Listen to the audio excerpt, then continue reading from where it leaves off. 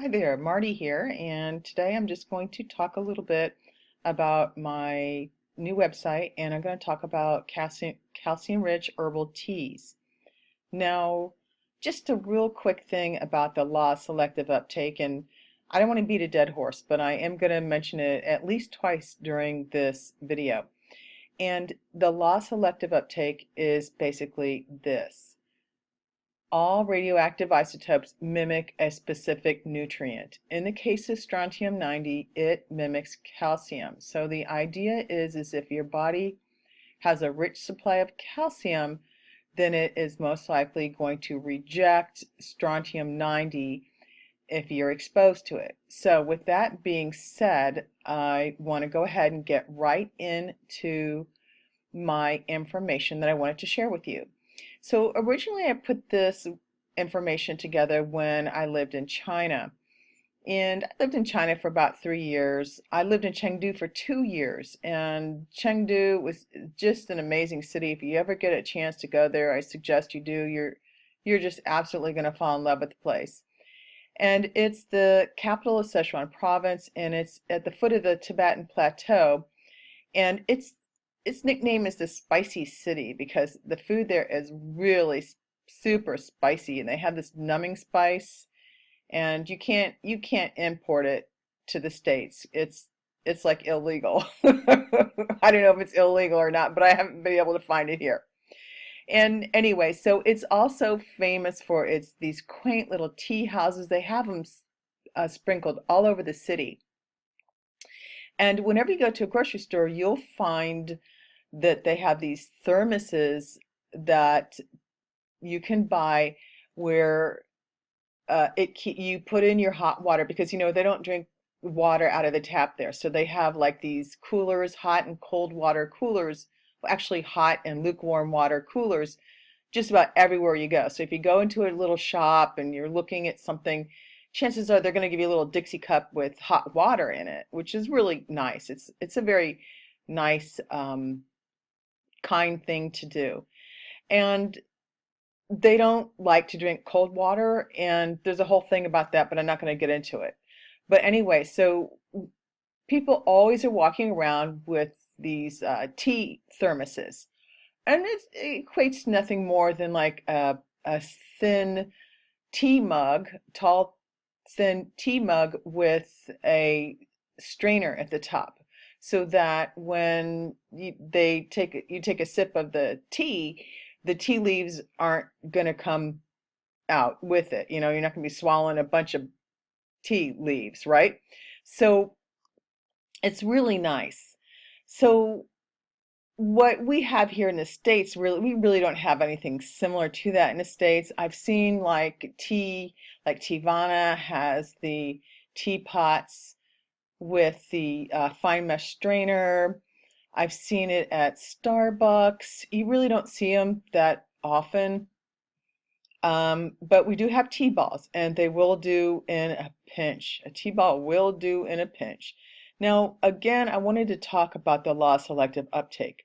So, strontium-90 is a man-made isotope that is a byproduct of the nuclear fission process. When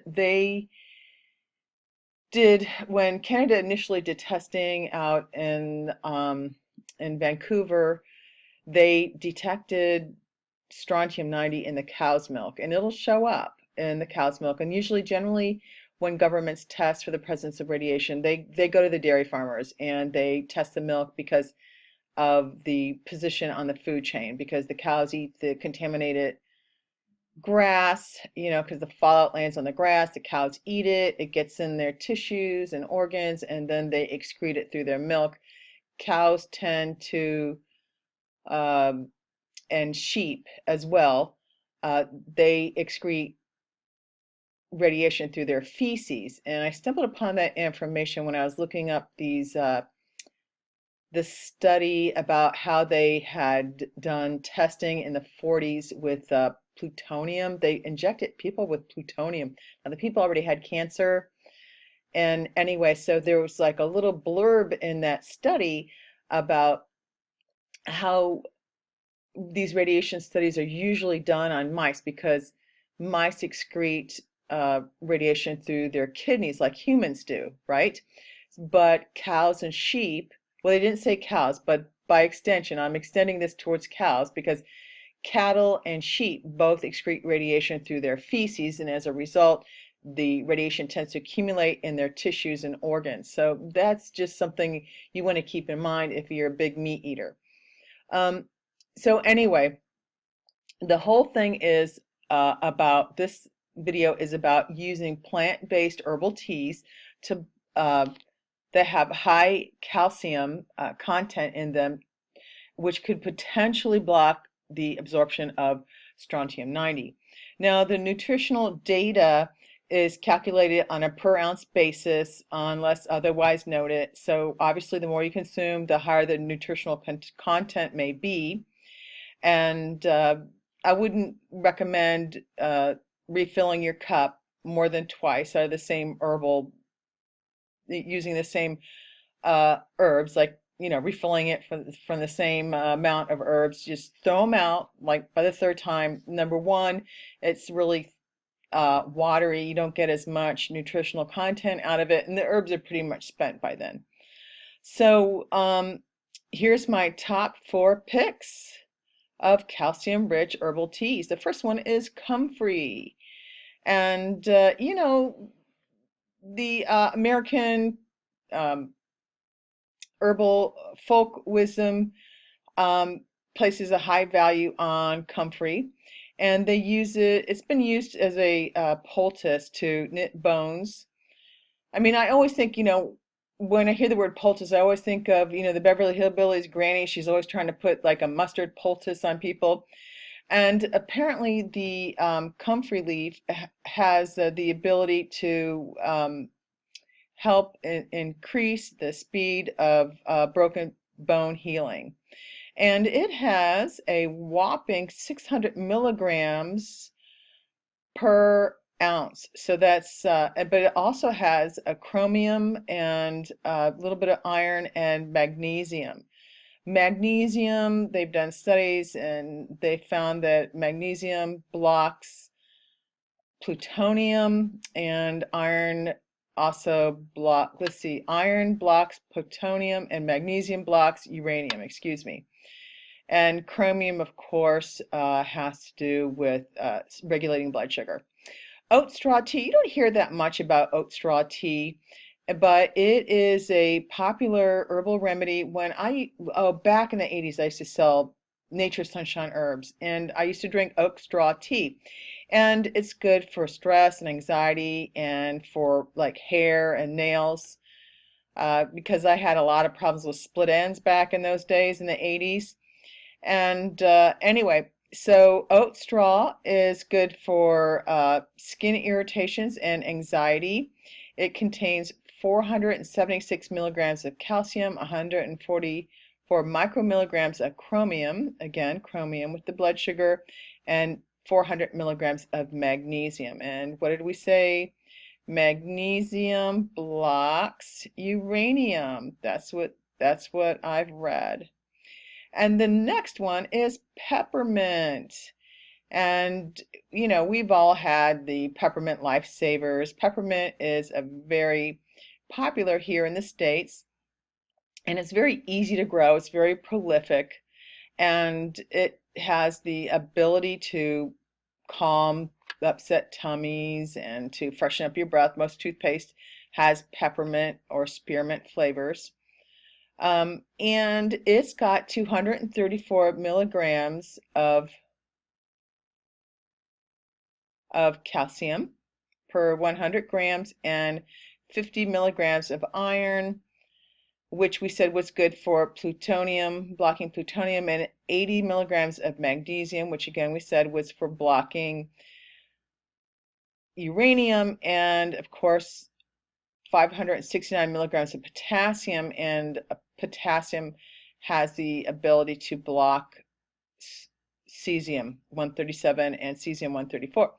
And the last one is red raspberry leaf. Now, red raspberry leaf is the tea that is recommended during pregnancy, but it also has calcium in it, 403 milligrams of calcium and 40 micromilligrams of chromium. Now, I do have one caveat regarding the presence of radiation in your tea.